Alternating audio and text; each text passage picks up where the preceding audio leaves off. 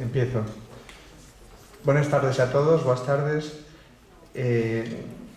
Concluimos con el día de hoy el curso, el Congreso Internacional 1936, un nuevo relato, 80 años entre historia y memoria. Esta es la última jornada, por lo tanto acabaremos a las 8:30, en el que habrá un acto de clausura presidida por el presidente de la Diputación. Pero lo importante es el curso y vamos a proceder a la presentación del invitado.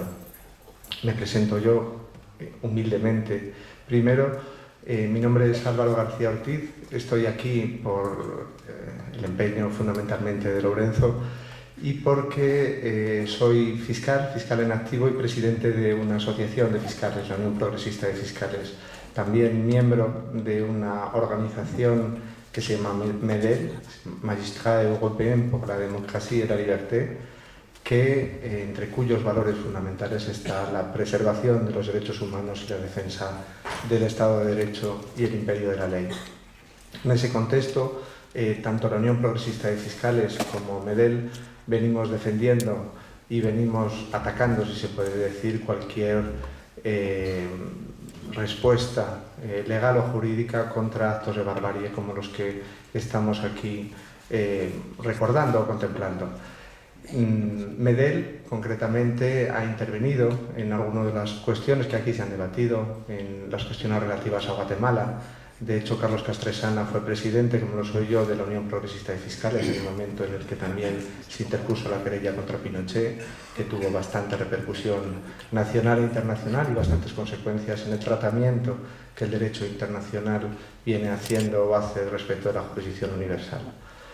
Ese es mi papel aquí. Me iba a parar simplemente para hacer la presentación de nuestro ilustre invitado, pero antes quería tener unas palabras porque si estamos hablando de genocidio, de represión y estamos hablando de ataque a las democracias, al Estado de Derecho, a las libertades y a los derechos fundamentales de los individuos, no podemos pasar por alto lo que está ocurriendo en Turquía en estas fechas. Podríamos hablar de Niza también, pero creo que lo que procede en un acto como este es hablar de Turquía y la situación que se ha producido en este país después del golpe de Estado en el que, o tras el que ha sido aprovechado por Erdogan para realizar una auténtica purga, una limpieza de todos aquellos que él considera opositores. Lo digo porque más de 2.740 jueces y fiscales de ese país han sido cesados en sus cargos de manera sistemática y muchos de ellos han sido detenidos. Fiscales y jueces cuya única misión era preservar los derechos de los ciudadanos, hacer que el imperio de la ley, que el Estado de Derecho, que las libertades públicas, que la libertad de expresión, de reunión, de asociación, todas las libertades que conforman un Estado democrático fueran reales y ciertas en su país.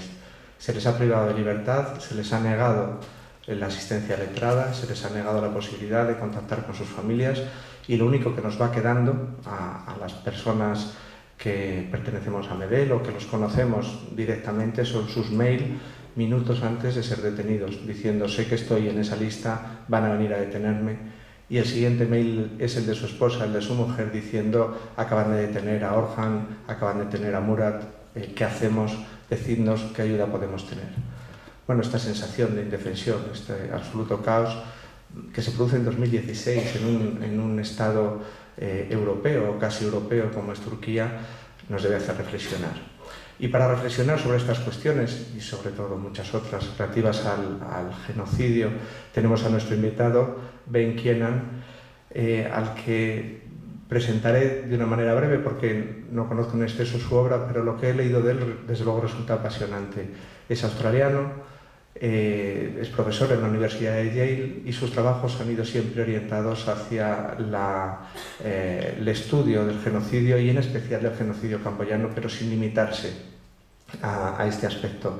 De hecho, tiene un libro muy conocido, Blood and Soil, que trata todos los genocidios desde Esparta hasta Darfur y hace un tratamiento muy interesante especialmente del problema de Camboya, el régimen de Pol Pot, los gemelos rojos, y algo que a mí como jurista me ha llamado mucho la atención y sobre lo que le preguntaré después en la charla, su contribución al enjuiciamiento de los crímenes en Camboya con aquel tribunal internacional que se montó para poder depurar las responsabilidades en estos crímenes.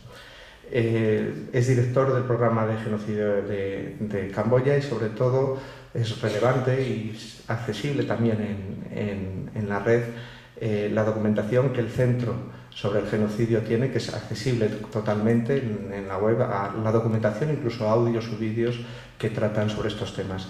Autor de numerosos libros, todos relacionados con estos temas y ilustrado o con honores en casi todas las universidades conocidas, desde las asiáticas pasando por las italianas en Liguria o pasando también por Princeton, por Sydney, Melbourne, es decir, un extensísimo currículum. Y sin más, para no aburrirles y sabiendo que lo interesante es lo que él nos va a contar a continuación, les paso a presentar al ponente. Muchas gracias.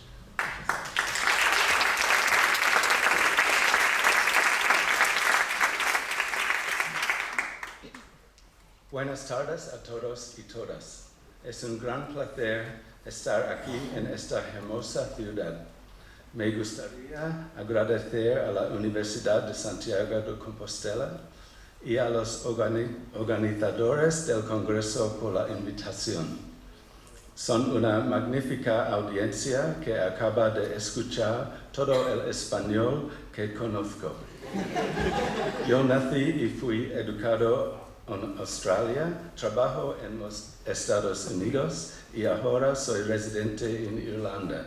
Es así que espero que puedan entender mi inglés. In 1948, after the worst crimes of the 20th century, the United Nations Convention on the Prevention and Punishment of Genocide defined genocide as acts committed with the intent to destroy, in whole or in part, a national, racial, ethnical, or religious group as such. These acts include killing members of the group or deliberately inflicting on the group conditions of life calculated to bring about the group's physical destruction in whole or in part. And I want to note for the moment that political groups are not usually considered victims of genocide in international law. Groups that are considered victims of genocide are national, racial, ethnical, or religious groups.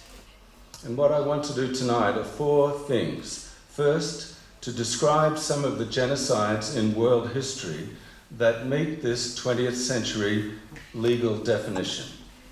Second, to describe some of the perpetrators of genocide's common recurring visions in the minds of the perpetrators that are missing from this legal definition.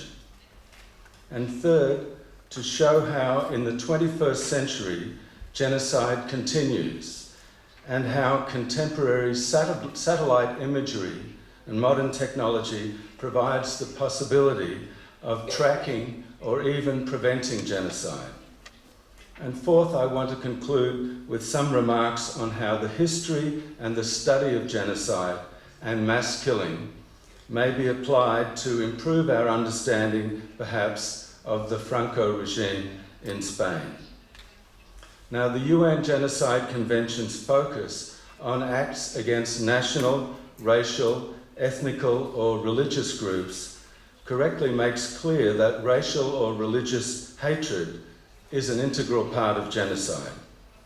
But along with this, I will show that three lesser-known features usually accompany genocide, and these are territorial expansionism, a romantic version of agrarianism, and an obsession with the ancient past in the minds of the genocide perpetrators.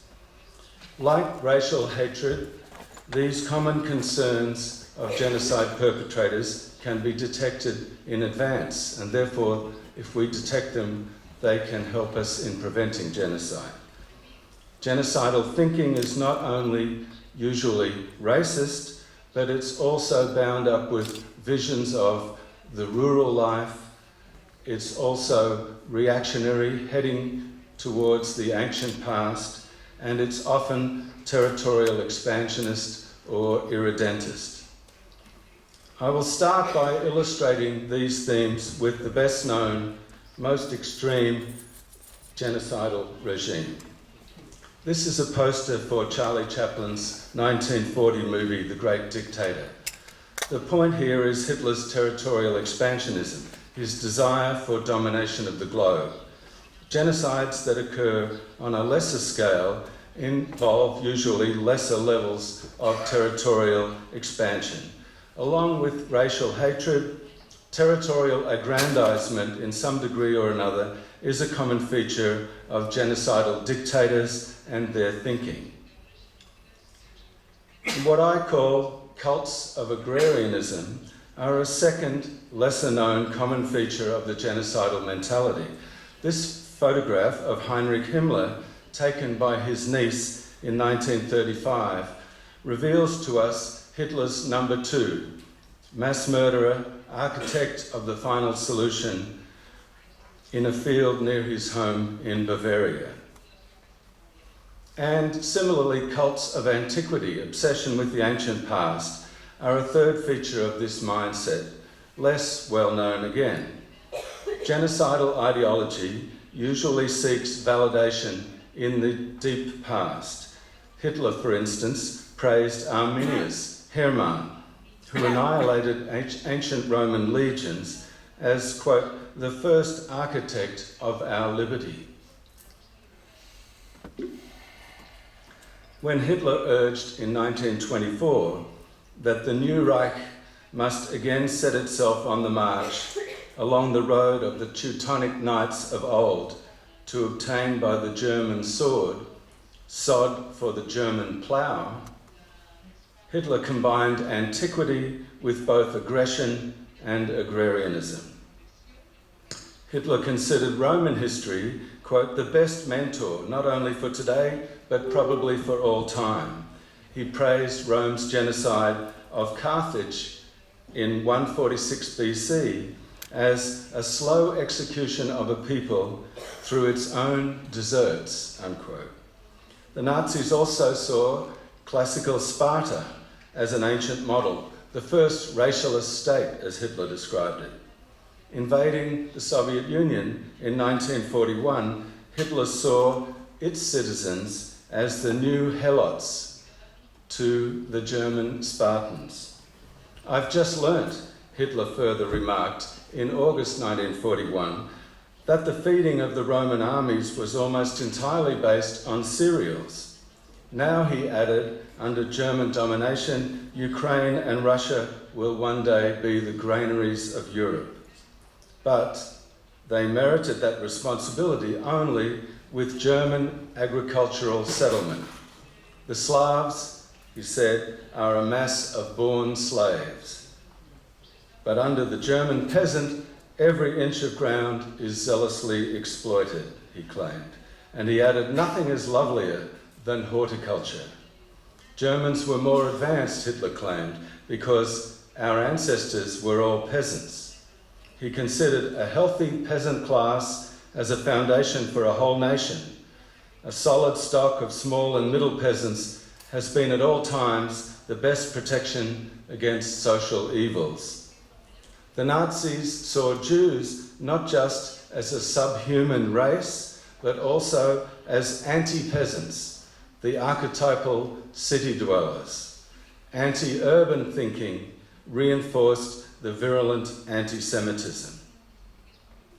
At the height of the Holocaust of the Jews, Nazi ideologues remained preoccupied not only with racial theorizing, genocide, and expansionist war, but also with antiquity and agrarianism. These were by no means merely 20th century themes, but they did have something to do with both modern world history and modern views of the ancient world. Hitler's regime had more in common with other mass murderers in history and across the globe than even he may have realized. At least Hitler was right about the Roman destruction of Carthage. It was a case of genocide. While we lacked a legal definition until the 1940s, genocide goes back at least as far as the classical era.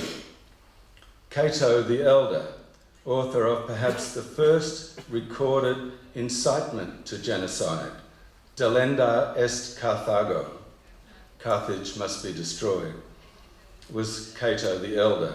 And he was not just a territorial expansionist and anti-feminist censor, but also an agrarianist, determined to preserve ancient Roman rural values against mercantile commercial threats like Carthage. Cato's only extant work, De Agricultura, began with his ideal citizen, the farmer. He wrote, "It is from the farming class that the bravest men and the sturdiest soldiers come. Their calling is the most highly respected." But later, in the medieval era, many classical texts were lost, and little was known of what had really happened to Carthage. Medieval thinking about war was less genocidal.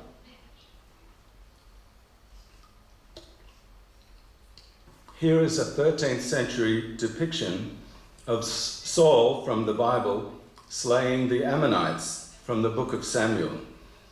This depiction focuses on war, but less on extermination. And so does this medieval depiction of the fall of Carthage at the hands of the Romans in a 13th century French manuscript, which again makes a classical genocide look more like a medieval siege. However, that relatively mild or military medieval perception changed dramatically in early modern times. First came the Renaissance rediscovery of classical texts providing horrendous detail of what had indeed happened to Carthage. Second, the onset of European imperialism. At the beginning of the world, said a Portuguese Jesuit in 1559, all was homicide.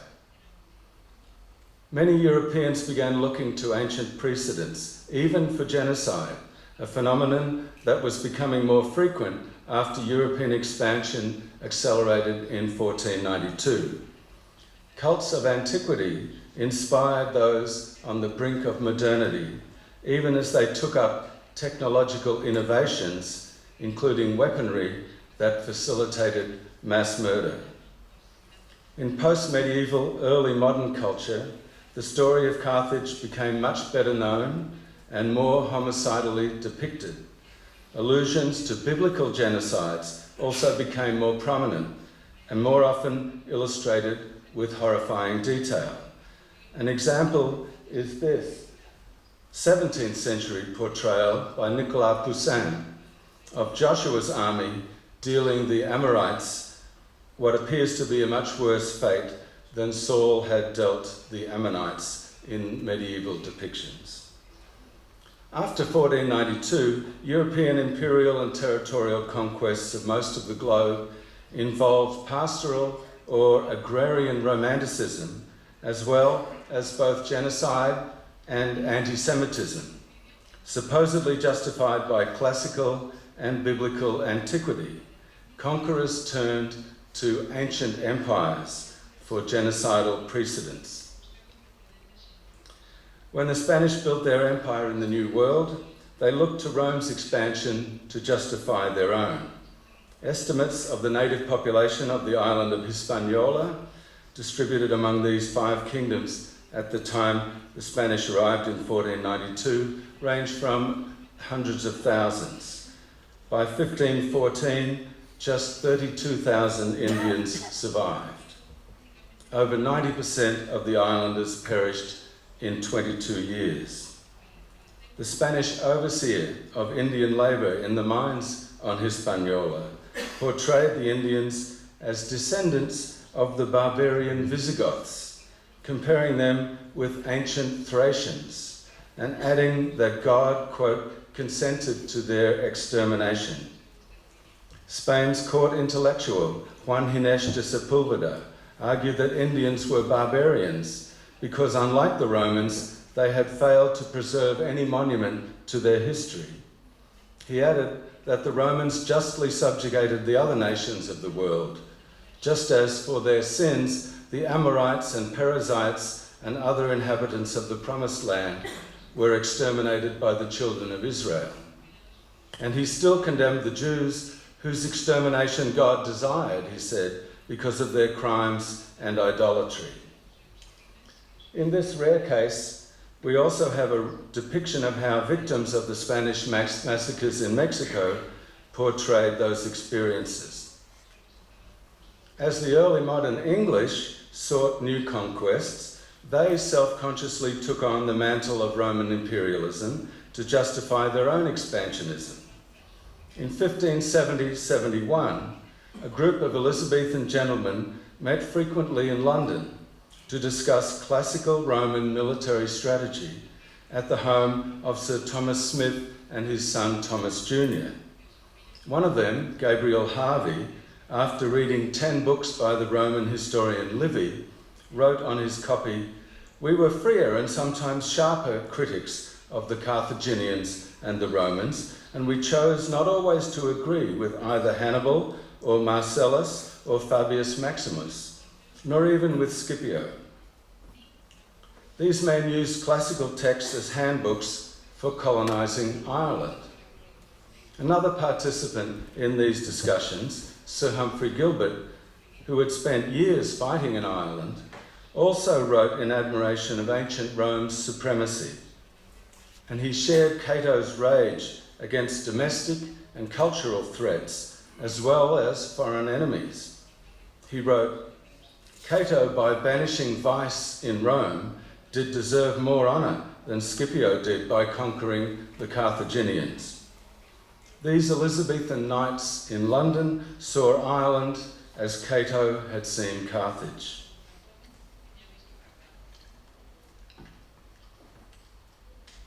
Another member of this circle left for Ireland in 1580 with Sir Arthur Grey de Wilton, Lord Deputy of Ireland.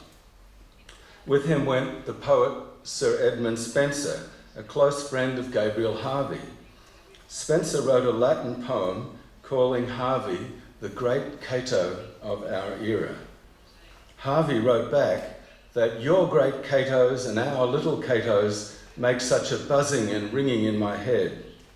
And Spenser was in Ireland with Grey in November 1580 at this battle on the Dingle Peninsula in the southwest of Ireland, when Grey, depicted here, ordered his troops to carry out the massacre of 600 disarmed, surrendered Spanish and Papal troops on the Dingle Peninsula. Grey reported to Queen Elizabeth I, "I put in certain bands who straight fell to execution. There were 600 slain." This 1581 pamphlet, where this sketch appeared, asserted that the Papal troops had received their just deserts incited by a blasphemous anti-Christian prelate, the Pope. And here is a modern memorial to the victims at the site in Ireland today. Potent as they were, classical precedent and religious bigotry were not the sole justifications for the English slaughter in Ireland. Contributing to growing ethnic animosity was the view of many English settlers that the Irish were poor farmers of the land. Colonial propagandists described Ireland as uncultivated or even uninhabited. One colonial propagandist claimed that the Ards region of Ulster, claimed by Thomas Smith and his son, lacked only inhabitants, manurance, and policy. Another advised colonists to bring seed and implements as if they should imagine to find nothing here but earth, and indeed little else should they find. A different kind of agrarian fetish was evident across the world a decade later, during Japan's invasions of Korea in the 1590s. Kill the Koreans one by one and empty the country, was the order of the Japanese ruler Toyotomi Hideyoshi. He urged his forces to punish Chola province without leaving a thing behind. He rewarded soldiers for each Korean they put out of action, documented by presentation of the severed noses or ears of the Koreans. These body parts were sent pickled in barrels back to Kyoto, where Hideyoshi built this ear mound victory monument known as the Mimizuka. Many more such mounds sprang up across Japan. A Japanese general's war memoirs testified to the burial of 185,000 Korean heads and 29,000 Chinese heads. The Mimizuka still stands in Kyoto today. Along with this external expansionism into Korea, aimed also at the conquest of China, Hideyoshi's domestic policy was decidedly agrarian. Japanese farmers had to remain in their place as a subservient peasantry. Otherwise, Hideyoshi feared, the paddies and the dry fields will not be cultivated. He wrote, if farmers possess agricultural tools and engage only in cultivation, they shall prosper into eternity. However, should any farmer abandon his fields, go into trade or wage labour, that person and all in his village shall be brought to judgment.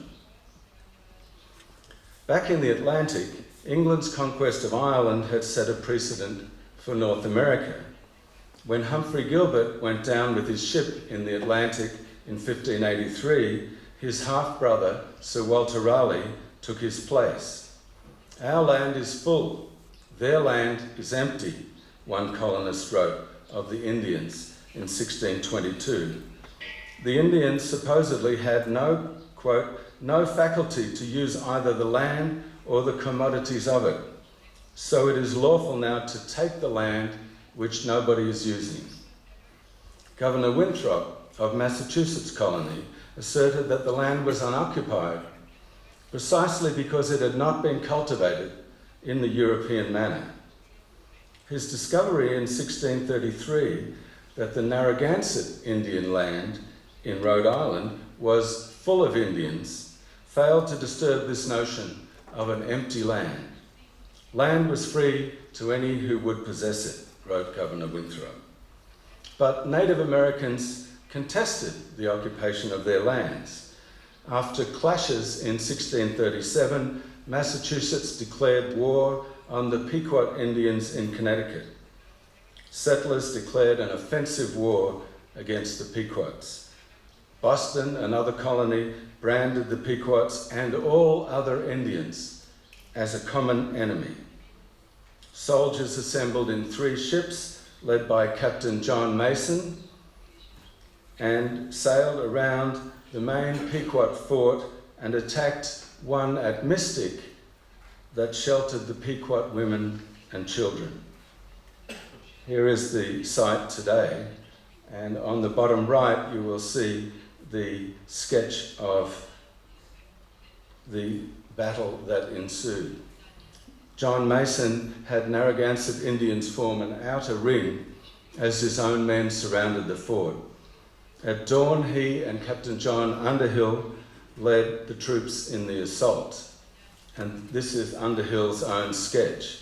Inside the fort, Mason yelled, "We must burn them," and he proceeded to burn down the Indian houses or lodges. 600 Pequots were trapped.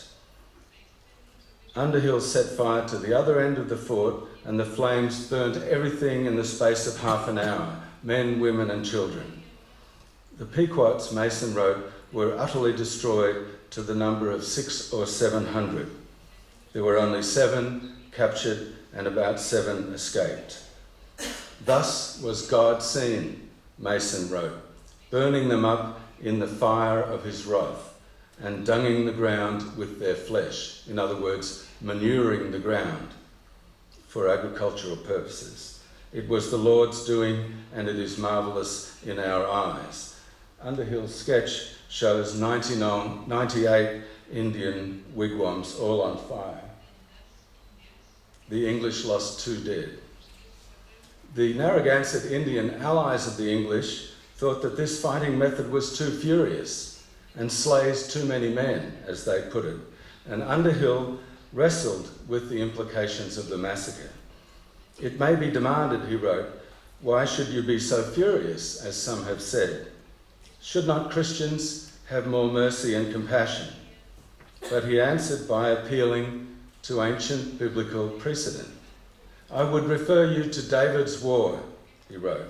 Sometimes the scripture declareth, women and children must perish with their parents. We had sufficient light from the word of God for our proceedings. Here is an 1879 portrait of the site. The hilltop remains empty. Colonial massacres of indigenous peoples were numerous, sometimes genocidal, and this map shows just a few selected cases.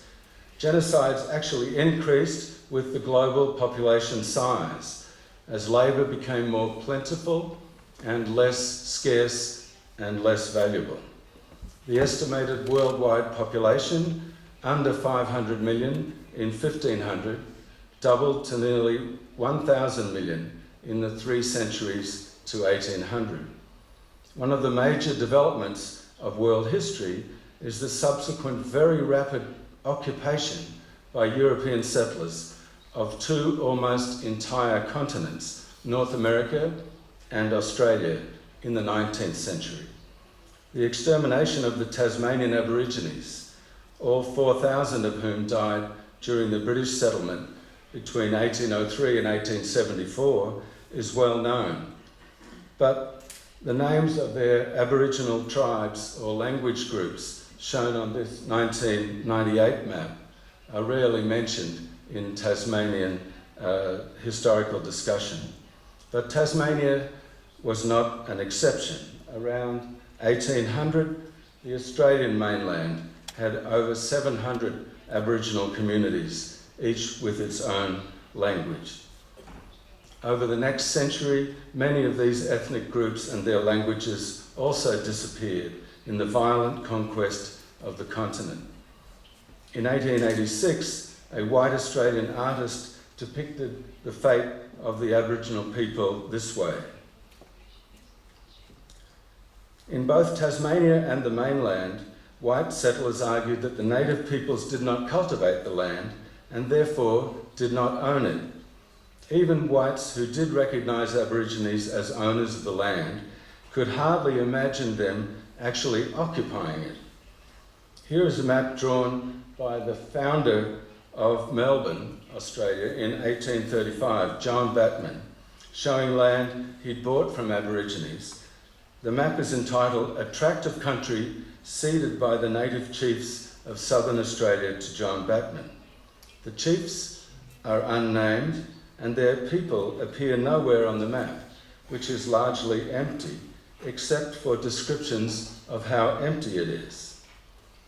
If Batman could have seen or imagined more Aborigines or recognised their use of the land, the open plains across what became the state of Victoria might have looked more like this. The populations of Aborigines who lived there, including the Kurnai people in the southeast. Instead, in just 23 years, by 1858, the Melbourne area came to resemble this close grid of settlement in this depiction. too closely settled for any niche of ecology that permitted Aboriginal people to survive. To the east, the former home of 5 Kurnai clans was now called Gippsland. And in this 1858 map, in less than a quarter century, the 2,000 Kurnai people had almost disappeared from hunger, disease, and massacres. Their homes had acquired classical names, and you'll see on the map the Acheron River and the Rubicon. It took another 30 years to map the 5 Kurnai clans and their neighbouring tribes back onto the population, and only 58 people survived of the original 2,000.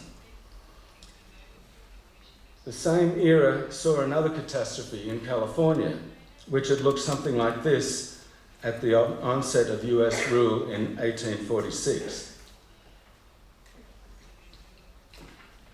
From then until 1874 in Northern California, federal troops, state government and local militias and bounty hunters all conducted repeated massacres of Indian populations, as Benjamin Madley has demonstrated in his new book, An American Genocide. But it was known at the time. The San Francisco Bulletin wrote in 1860, even the record of Spanish butcheries in Mexico and Peru has nothing so diabolical as what was now happening in California under US rule.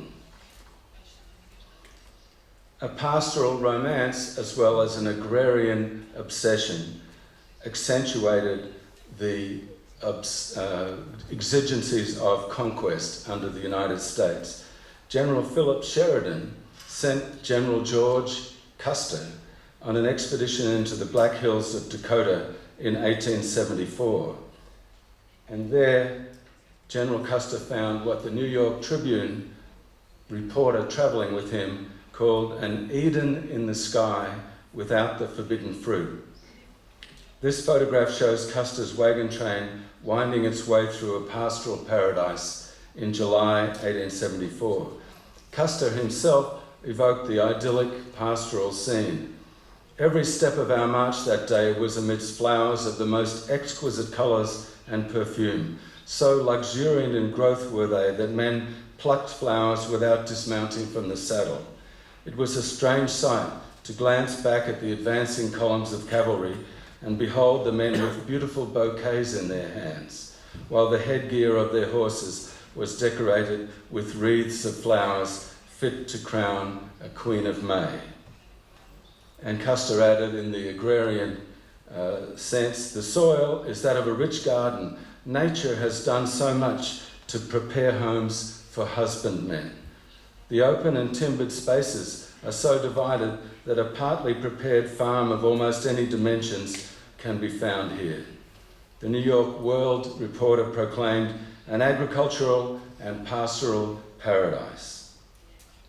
Of course, the Indians did not deserve this land because, as the Chicago reporter wrote, they will never make any use of the rich soil that has been waiting centuries to be utilized. So it would not be robbing the Indians to deprive them of it. And accompanying this agrarianism came models for antiquity. The soldiers said, did Caesar have a wagon train like this? Comparisons were made with Xenophon's Anabasis, and Custer's brother-in-law, Lieutenant James Calhoun, predicted that here the hives of industry will take the place of dirty wigwams. Ultimately, the conquest of the North American continent became a triumph of civilization over pastoralists, and its art reflected that grandeur.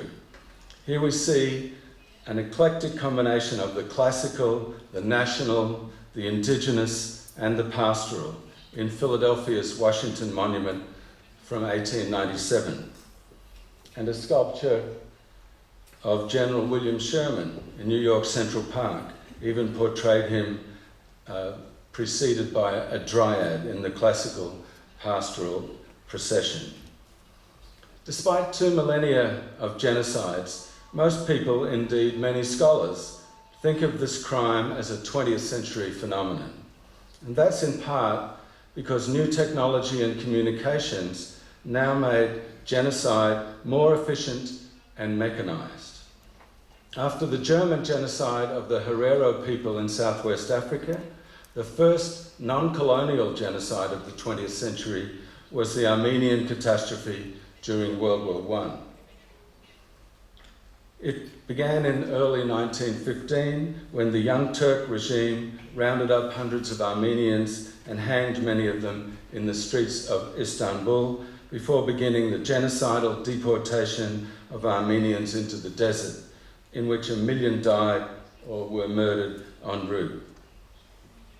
In turn, the Armenian case became a model for other genocides of the 20th century. After all, its perpetrators had got away with mass murder. Who today speaks of the Armenians? Hitler asked in 1939 as he was about to invade Poland. This was the era of the rise and fall of fascism and communism, but also everywhere new demographic pressure on the land increased the numbers of potential victims. The estimated worldwide population, 1,000 million in 1800, had multiplied exponentially in the 19th century to around 1,750 million by 1910. Considerably larger populations and labour forces now made land much scarcer and human resources relatively plentiful. For expansionist regimes then, mass killing now presented much greater benefits and less risk in terms of labour shortages. And for new totalitarian party states propounding scientific race or class ideologies, entire groups of people became inimical or expendable. The communist giants, Stalin's Soviet Union and Mao's China, pursued mass killings of domestic political enemies and social classes. Compared to the Nazis, these big communist killers were somewhat less preoccupied with racial categories or territorial expansionism, and not at all with historical antiquity. And Stalin, unlike Mao, harboured no hint of agrarian idealism either. Despite these important exceptions, the major themes of previous eras, racial and religious hatreds, fetishes with history and agriculture, and territorial expansionism, persisted in most cases in what has been called the century of genocide, the 20th century. This photograph shows Adolf Hitler on the right and Hermann Göring on the left at Hitler's mountain home, Haus Wachenfeld, in the Bavarian Alps. Ignatius Feyrer published the photograph in Homes and Gardens magazine in November 1938. He described this sunny subalpine home hundreds of miles from Berlin's uproar and set amid an unsophisticated peasantry of carvers and hunters. Feyrer wrote, "It is over 12 years since Herr Hitler fixed on the site of his one and only home here. In the early days, his widowed sister kept house for him on a peasant scale. Sometimes when state affairs are over," Feyrer wrote, "the squire himself, attended by some of his guests, will stroll through the woods into hamlets above and below. There, rustics sit at cottage doors carving trinkets and toys in wood, ivory and bone. Frauen Goebbels and Göring, in dainty Bavarian dress, arrange dances and folk songs." 4 years later, we find Himmler inspecting cotton fields in Nazi-conquered Ukraine in the fall of 1942. The other results of Nazi ideology and action are clear and were documented in many cases by German photographers. A Jewish prisoner in Auschwitz photographed with her head held in a bracket. An open mass grave of thousands of Jews in Ukraine in early 1941 or 42. A Nazi propaganda poster dated February 1942 proclaimed, "The collective farm system has come to an end. Every hard-working peasant will get land of its own." but in fact the land would be reserved for German settlers. And this is an SS portrait of a German farmer in Ukraine in 1943. The SS author wrote, he said, with tears in his eyes, about reuniting this old German settler with the expanding German Reich. Far across the Eurasian mainland, Japanese forces were also expanding their empire. They had first invaded Manchuria and then in 1937 the rest of China, causing perhaps 10 million deaths by 1945. In 1938, a pro-Japanese magazine depicted a Japanese farmer settler using chemical spray to exterminate communist and Chinese insect pests. The genocide that I have researched most closely, that of Pol Pot's Khmer Rouge regime in Cambodia during the late 1970s, involved a combination of Stalinist and Maoist communism with racism and agrarian idealism, but also with the cult of antiquity, but not of Rome. Cambodians built Angkor Wat, centre of the ancient Khmer Empire, in the 11th and 12th centuries.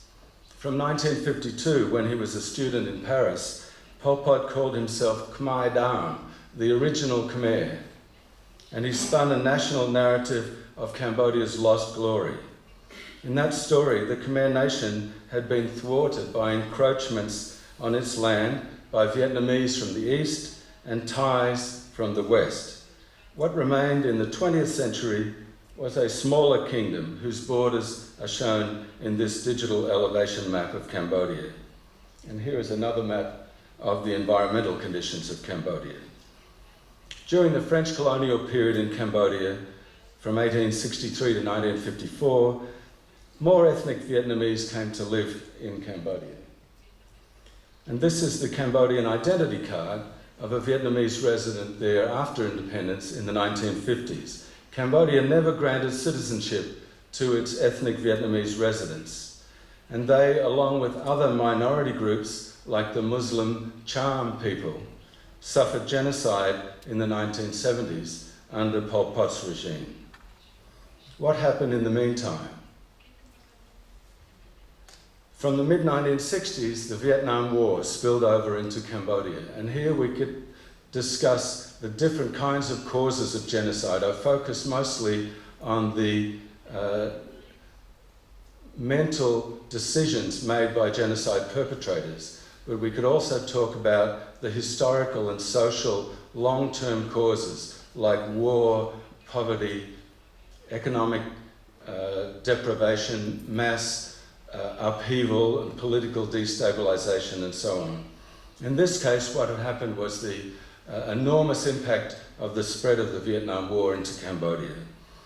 Pol Pot and the xenophobic Khmer Rouge communists used the damage and casualties caused by US bombing of the country to recruit followers from destroyed or damaged villages in rural Cambodia.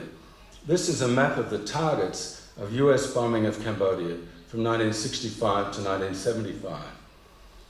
The Pentagon kept a detailed database of the 115,000 Cambodian targets, the dates they were bombed, the aircraft used, and the tonnage of bombs. Washington released this database to Cambodia in 2000. The database recorded that 1/10 of the bombing points comprised targets that were officially described